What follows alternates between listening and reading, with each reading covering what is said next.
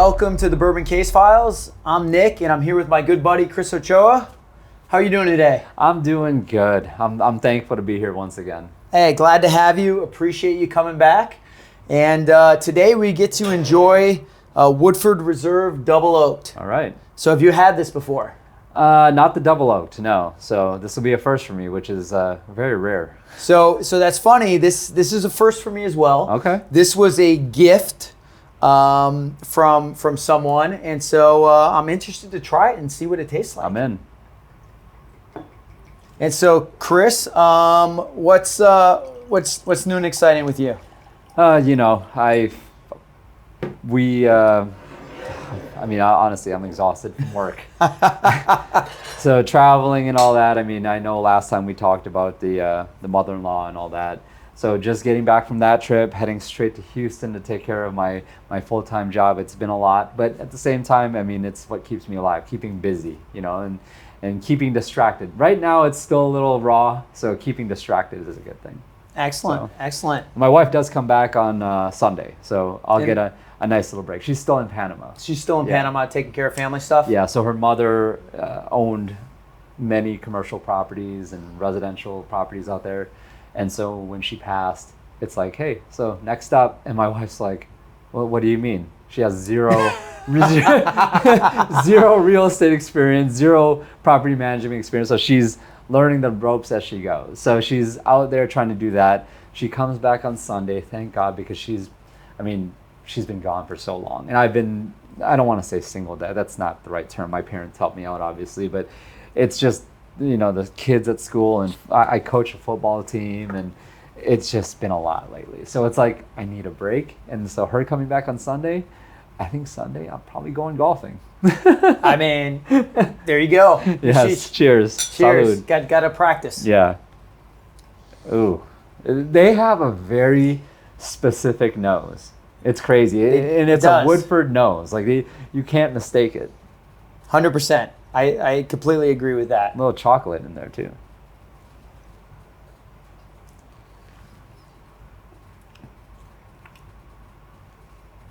That is interesting. It's very different.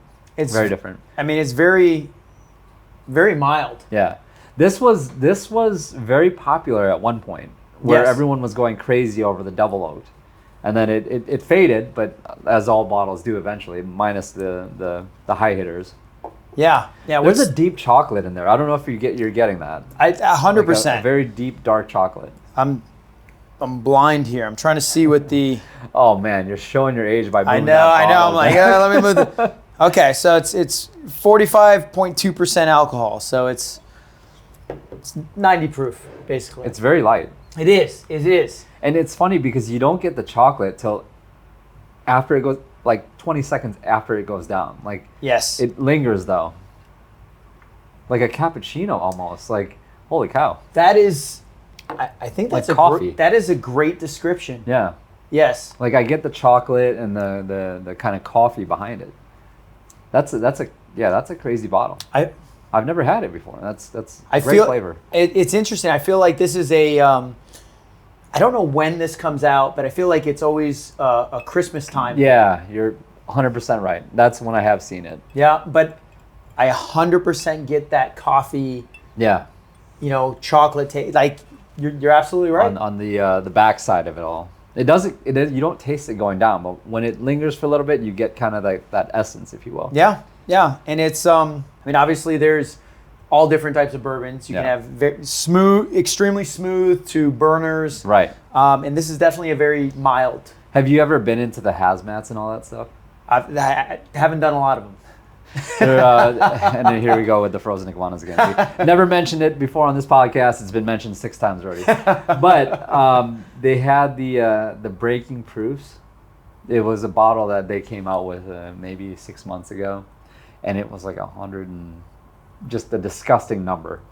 And I remember the first time I took it, I was like, holy, like literally when they say it puts hairs on your chest, that put an entire carpet, not hairs, a carpet on my chest. And I've never drank it since that day. I live in that 90 to 105 range. Okay. I don't go beyond that. Well, I mean, I do to try things, but when it starts getting too much, it's like, who's enjoying this at this point? I mean, you've got to be an animal to like those 135, 100, like that's wild to me. I tend to agree. I think I'm probably in the 90 to 110 for most of the stuff that I drink. Right. There's a few that you can find in the 120 range that I feel like still aren't terrible. Right. Oh yeah, I agree.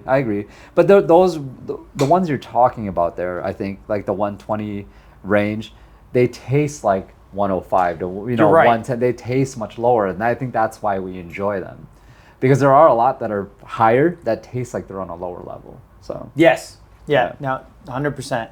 So how many kids do you have? I've got three beautiful children. What's the ages? So I've got a 22-year-old. I mean, I can't believe that you have a 22. I'm looking at you. I feel like you're younger than me. I'm 28 myself. No. That kind of shows my age. I did have her rather early. It's one of those things where I like to call her. She gets mad every time I say this about her, but I like to call her the best mistake of my life. I love that. That's great. So no, she's doing great. She's in school right now. She works as a manager at Shingle Creek. The golf course / hotel. Yeah. So she's doing well, and I'm happy about it because I get a discount at Shingle Creek. But my other two are boys. So that's my daughter. My other two are boys. They're 8 and 6. So the 6-year-old is about to turn 7 in October. On October, my wife's gonna kill me. October 5th. Yes. Okay. Yeah. I had to make sure.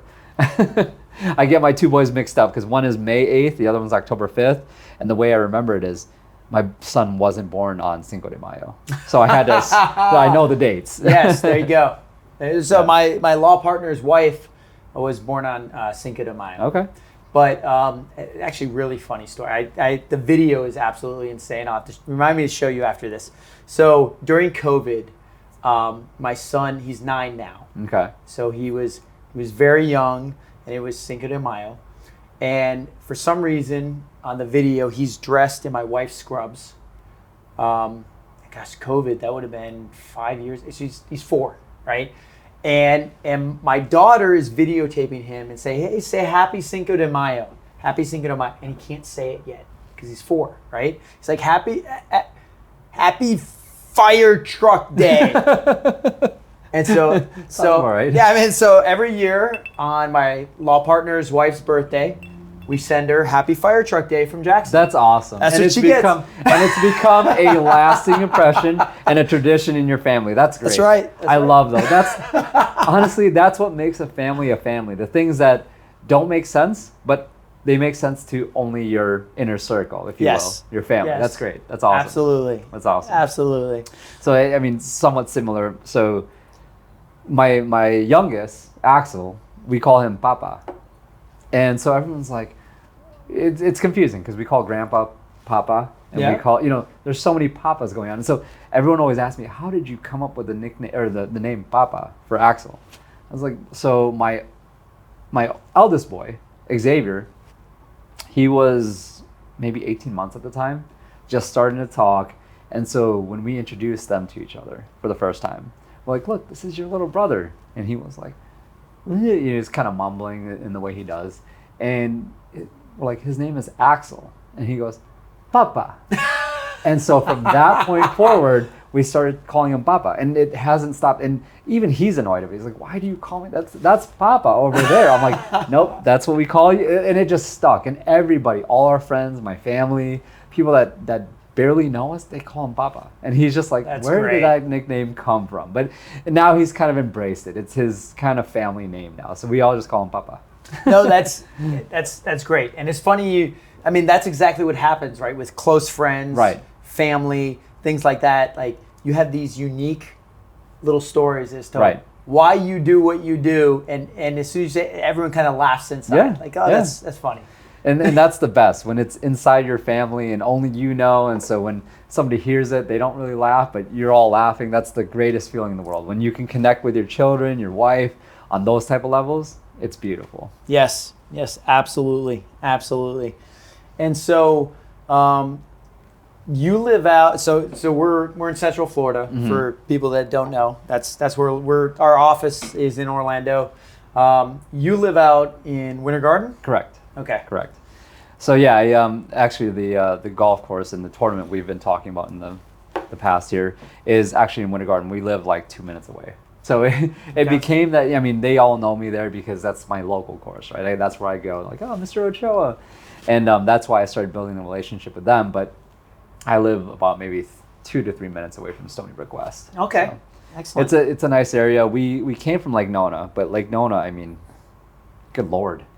Like trying to get out on Narcoossee is insane. So we were like, we want a bigger house, but at the time, Lake Nona was too expensive. Like their prices went from like here to here. So we're like, okay, so we can't afford to live where we live and buying a new house. So we started looking at other areas, and Winter Garden seemed like the right fit. And we found a house out there. And at the time, once again, it was cheap. We're like, okay, let's get that house. And then now Winter Garden again is like, the property in Orlando is just getting insane. It is. Winter Garden's a great area. That's where my wife and I, we bought our first house out there. Where was it? Where was it in Winter Garden originally? Carriage Point, right behind. Actually, we talked about earlier off camera. We talked about Hagen O'Reilly's. Yes, that's right. Community right behind there. Oh, okay. I could, from my front porch, I could sit on the front porch and hear like the parties at Hagen O'Reilly's. Yeah. And if I wanted to, I could walk down the street, climb the fence, and be there. Well, that's unfortunate. You only lived like 2 minutes away from me before. Now you're you said Winter Park? Yes. Yeah. Now you're like 25 minutes away from me. Yeah. Now that's we lived out there for first 12 years. 12 years we were married. So awesome. It was loved the community out there, just being closer to work and kids' school, but. Sure. It's a great place out there. So I guess golf, how often do you play? Not often enough. That's every guy's answer, right? Yes. I have a wife and kids, not often enough. Right. And so I think I probably play 3 times a month, 3 to 4 times a month. Okay. I'd say maybe once a week. So the tournament that we're having, it's funny we talk about it, but the tournament that we're having, we're doing it on a Friday, and everybody asks me why. And I'm like, because people can get away from work. They can't get away from the wife and kids on Saturday. God bless you. I love everybody that hears that. They're like, oh my God, why does that make so much sense? Why is that so logical? I'm like, it is. Because, we get away on Fridays. Like when I play, I typically try to align it with a client or something like that so we can play in a weekday, because on Saturdays, football, basketball for the kids, and there's just too much going on. So I like to reserve my weekends for the family, and then the weekdays try to get out. I think that's exactly how it should be, and that's perfect. Yeah. And so I'm going to put you on the spot here because all the guys that are going to be watching, and they're going to ask, do you have a handicap? Like, do you keep your handicap on the gin? Oh no! Don't ask me that question. I mean, it's forever going to be on video now. Okay, so just so I can be transparent and not be called a liar, we'll just say 50. No, I'm joking. So when I do record it, and there's always an asterisk, right? Mm-hmm. In my score, there's always somewhat of an asterisk because I've hit balls in the fairway, and I'm like, oh, that's beautiful. It's perfect. That's right where I wanted to put it. And then when you drive up, it's like, wait, where the hell is it? and you lose a ball when it was hit perfectly dead center. But I would say that my handicap is anywhere between the 14 and 17 range. So you're a pretty good golfer. I stay in there. I mean, lower 90s. I've broken 90 a couple times, but it's nothing to be proud of. I mean, again, that time I did break the 80, that particular situation I was talking about where we lost the ball that was piped down the middle happened. So it's not a true 88. It was probably more like a 90 if you included the drop. Okay. But listen, I'm not Tiger Woods. I may look somewhat similar to him, but I'm not Tiger Woods. So we don't, when there's a situation like that, I ask my partner, where do you want me to drop it? You saw it drop right here. Where do you want me to put it? Right there? Okay, let's keep on moving. Okay, so fair to say you're a bogey golfer, right? 100%. Okay, so here's the thing about golf, right? It's such a frustrating sport for me. Absolutely. Because, so I could throw 100 baseballs to somebody, right? I'm never going to throw a 100-mile-an-hour pitch, right? Never. I don't have that ability. But once or twice around, I'm going to hit a shot that keeps you addicted. That is like PGA Tour player could pull off. Like you're like, oh my goodness, oh my gosh, that was such an unbelievable shot. And then I'm like, in my mind, I'm like, oh, I'm a much better golfer than I am, but I'm not. And you'll buy a $300 club just because you hit that one good shot. I know. You know, I'll tell you. I mean, that makes perfect sense. I mean, so my 40th birthday just passed. Happy birthday! Thank you. We went to the reunion. I'm not sure if you're familiar. I have, yes. So the Watson, we did a the partner Nicholas, meeting there. Yes. Yeah. So they have 3 courses there, right? Watson, Nicholas, and Palmer. Yeah. Yes. So we were on we did the Palmer the first day. We were on the Nicholas course. Which means sand traps guarding every green, right? Yes. Yes. 100%. Yes. So there was, I'll show you the video after we're done with this, but it's hilarious. So there was one where it was like 480-yard par 4. And I'm a big believer in, if you ain't got to drive it, don't drive it, because that's my worst club. It's like my swing speed is 1.5 miles per hour because if I go any faster than that, it's slicing, it's going off to the left, it's fade, whatever. But there was a time that I was like, all right, you know what? At 480, if I take my 7-iron and get it out at least 160, 170, we'll be solid, right? And so I did. I ended up taking my 7-iron, and it was beautiful. My partner, we were playing a 2-man scramble, and we were actually playing with Bubba. But my 2-man scramble, I hit it, and it was perfect. And I showed him. I was like, all right, now go for it. And so he took his driver and tried to whack it as hard. The moment you when you tell somebody go for it, then they give it all their might, they went wrong, right? So he hops off into the water. I'm like, see, we're safe. We're good. So we take that one, and I take my 7-iron again, and to the green, it's like 200. And so I take my 7-iron, and I hit it. And my 7-iron is typically 150, 160, anywhere in that range. Okay. I hit it, and it goes about 195. And like you heard, upon impact, you hit that center spot right on the club that you never hit as an amateur golfer, right? So Bubba was off in like this bunker to the side, which Bubba, by the way, is a great golfer. So if you're going to golf with him, try it. But he's off to the side, and he hears the snap of the club and everything. And he's like, he's not even looking at the ball. He's like, that's good. You know, he's like telling me that's a good shot. So we get up to the green, and I'm nervous because it was over some hills and into some junk on the side. And we get to the green side, and it's just short of the green. And I'm like, I'm maybe 15 yards from the pin, and that was like 200 yards. So I was anywhere between 185 and 190, somewhere in there, with my 7-iron. And I was like, well, this is why I golf, because I'm good. I know I'm good. But then I think about it, my 7-iron is typically like 150, 160, but then there's also times I hit my 7-iron 80 yards. So there's a good mixture there, but that was one of my best shots ever. And they were all like, holy cow, where did that come from? I was like, I have no idea. It is, golf is my wife asked me why I play a game that frustrates me so much. And I say, it's because it's always a challenge. No matter, the minute you think you got it, you don't. Yeah. But I love it. And the moment you don't think you have it, you actually slam it right down the middle, which is beautiful. And you know, I've always been a big advocate for just go up to the ball and hit it, because the more you try to line it up, the more you try to think, you get in your head, and things go to a bad word. For all you golfers out there, my dad has a very, very strict rule, and he says, listen, you can be a bad golfer, but be a fast golfer. Okay? He hates it, whether you're good or bad, if you are slow. Yeah. And I do have friends that think they're PGA Tour professionals and think that they should play a 5.5 hour round. Oh, God. I am a firm believer in less than 4 hours for 18 holes. Sure. But it's also, golf for me is an opportunity to clear my head. Yeah, 100%. There's so much going on with everything we do, right? We have work, we have our families, we have kids, we have life. Right. Yeah, I mean, you are a founder of a nonprofit organization and heading that. There's everything else going on. And for me, those 4 hours, I will actually get away from everything, and I'm only thinking about how much I suck at golf. No, but you're 100% correct. Trying to X out the outside noise is important. And that's honestly, that's why I became a pilot, because wait, I don't know if you know. I didn't know you were a pilot. So, Tell me about you being a pilot. Lord. Okay, I mean, this is great. I didn't know that. So actually, I've taken a few frozen iguanas.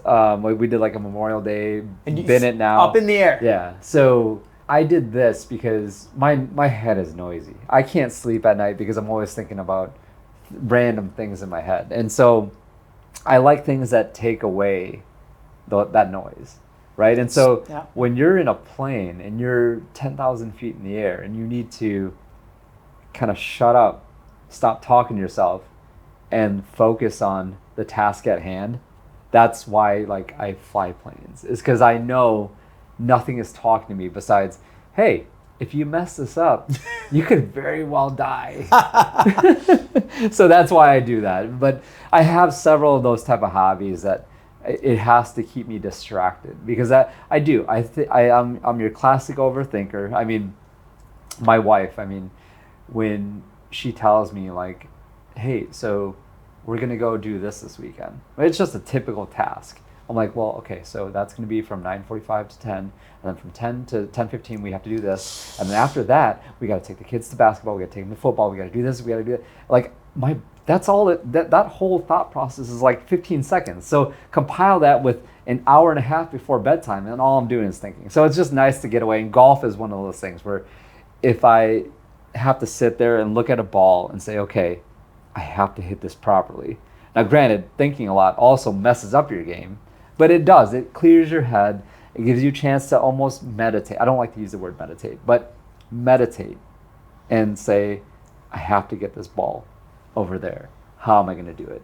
You forget everything else, which is beautiful. It's nice when you have a clear mind. I mean, that's why people do meditate, is because they want to clear their mind. And I think golf is one of those things. So first of all, that's amazing that you fly. That's awesome. We have to go now. Okay, now we have to go up. There's no excuses now. I mean, absolutely. Would love to. Yeah. But I agree. Like for me, golf and the sauna. Okay. Like going and sitting in a sauna for 30 minutes. Yeah. I'll usually either, whether I'll just sit there and put on something, whether it's in audio book or music, and to think for 30 minutes, like uninterrupted, sure, completely clear. Sometimes you just got to clear your mind out. Yeah. And so it's important to have those hobbies. It's very healthy. So that's great. Yeah. Until you get some random kid at the gym that's watching YouTube on his phone without headphones, and you're like, okay, can you stop? I'll have to send it to you. There's these particular frequencies in audio that you put your earbuds in, you listen to it. I do it in the sauna every morning, and I put it in, and it's like a neural beat that just kind of helps you focus and almost, I don't want to say escape your body, but it does. It like, once you focus and just empty your mind and listen to these beats, it's almost like, holy cow, you get on a whole nother level of focus, which is, I love that kind of stuff because, like I said, I'm a classic overthinker. So when I discovered that, I was like, okay, we got to get more of that. So that is awesome. Absolutely, you need to do that. Yeah. I want to do that for you guys out there. First of all, so we're gonna put it on the bottom here. What is your website if someone was interested in effNETS?